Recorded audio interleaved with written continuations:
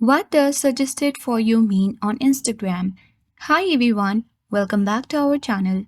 This is Rose and let's learn what does suggested for you mean on Instagram. Without further ado, let's begin. Open Instagram app. Sign into your account. Tap on heart icon at top right corner of your screen. On this notification panel, when you scroll down to the bottom, you will see suggested for you section.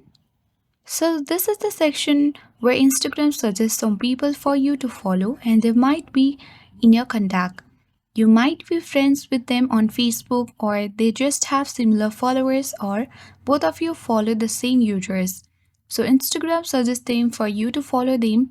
Also it suggests people who is stalking you. So if someone is stalking you a lot, Instagram will think that this is someone that you know, so here you can tap on follow to follow them if you want. And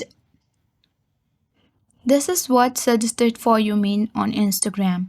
I hope this guide was helpful. If it was, then do like, share, comment, and don't forget to subscribe.